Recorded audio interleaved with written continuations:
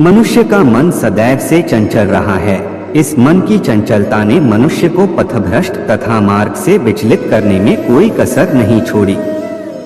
जो व्यक्ति अपने मन को नियंत्रण में नहीं रखता, वह धीरे धीरे स्वयं का शत्रु बन जाता है। जो व्यक्ति सदैव हंसता खेलता मुस्कुराता रहता हो, अगर वह अपने स्वभाव से भिन्न हो जाए अर्थात चुप गुमसुम उदास रहने लगे, तो समझना उसके हृदय में एक पीड़ा है। उस पीड़ा ने उसे कमजोर बना दिया है। जिस व्यक्ति के पास संपूर्ण धन दौलत ऐश्वर्य वैभव सब है मगर संतुष्टि नहीं है, उस धन दौलत का कोई अर्थ नहीं। वह सदैव असंतुष्ट की स्थिति में ही रहता है। जिसके पास संतुष्टि है वह थोड़े में भी संतुष्ट रहता है।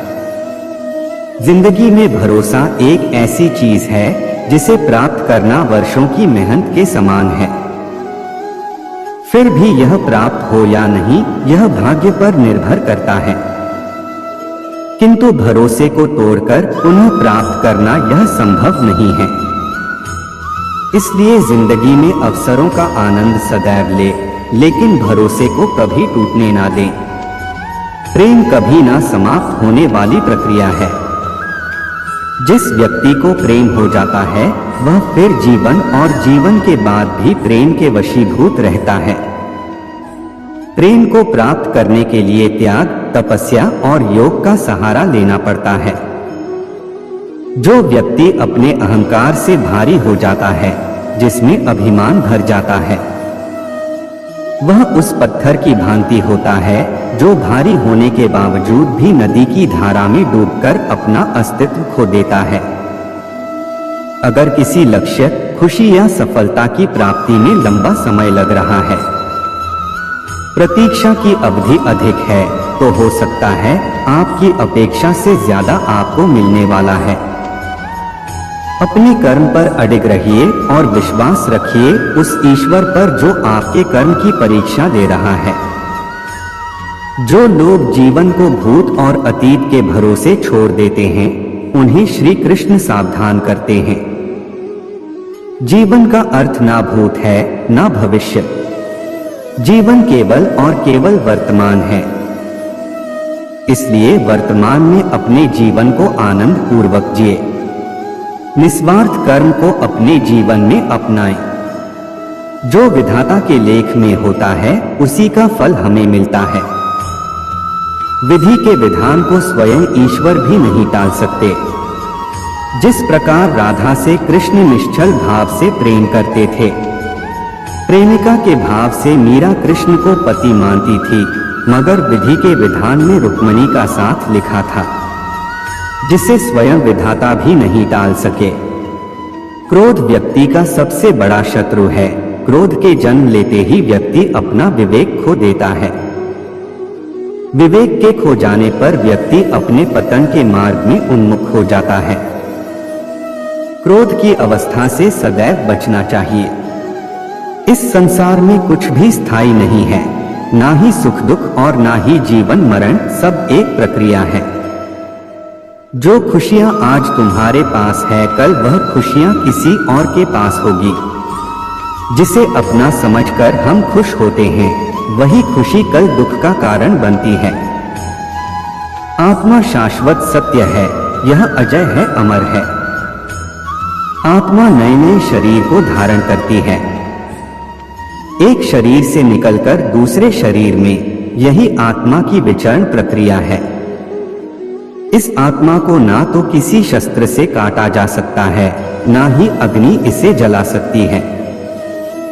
कोई जल इसे बुझा नहीं सकता और यह किसी वायु से सुख नहीं सकती। ईश्वर के लिए सभी प्राणी समान है। उन सभी में समान रूप से ईश्वर का वास होता है। कोई जीव छोटा या बड़ा, अधिक या ज्यादा प्रिय नहीं होता। जो अपने ईश्वर की विशेष आराधना करते हैं, पुकारते हैं, उनके साथ वह सदैव उपस्थित रहते हैं।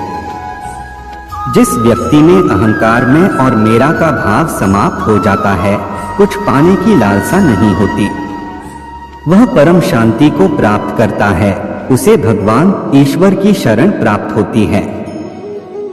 अंत समय में वह उस परम पद को प्राप्त होता है जो देवताओं के लिए भी दुर्लभ है।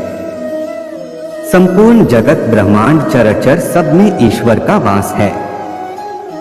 यह ईश्वर की माया ही है जो पूरे ब्रह्मांड में व्याप्त है। वही ईश्वर धरती पर मधुर संगीत है, वही ईश्वर अग्नि की ऊष्मा है। उसी ईश्वर का वास प्रत्येक प्राणियों में है। जो सन्यासियों के चित्त को शांत कर साधना में लीन करता है, वह आत्म संयम भी ईश्वर ही है। जो व्यक्ति कर्म में विश्वास रखता है, अपने कर्म से पीछे नहीं हटता, फल की चिंता नहीं करता, वह पुरुष अपने जीवन को सफल बनाता है। फल की चिंता करने वाला व्यक्ति कभी अपने जीवन को सफल नहीं बना सकता। यह संसार नश्वर है, इस जगत में दुख सुख हर्ष विषाद आदि लगा रहता है। क्षण भर के सुख से जो खुश नहीं होता और अशुभ होने पर जो दुखी नहीं होता, वह व्यक्ति सच्चा ज्ञानी होता है। उसे ज्ञात होता है यह सब क्षण भर के लिए होता है, भले ही वह सुख हो चाहे दुख। यह जीवन कर्म प्रधान है। जो व्यक्ति कर्म करके परिश्रम करके अपने लिए कुछ अर्जित करता है, वह वास्तविक रूप से उस फल का भागी है। अन्यथा वह चोर की भांति है जिसे बैठे बिठाए सब मिल जाता है। जिस व्यक्ति के पास आपके लिए मान सम्मान और कदर ना हो, उनके साथ रहना व्यर्थ है। वह सदैव आपके लिए शत्रुता का भाव रखते हैं। ऐसे व्यक्तियों के साथ रहने से उत्तम आप अकेले रहें। इस जीवन में अधिक सीधा होना, सरल होना भी अनुचित है। जो सरल और सीधे स्वभाव का होता है, लोग उसका अनायास फायदा उठाते हैं।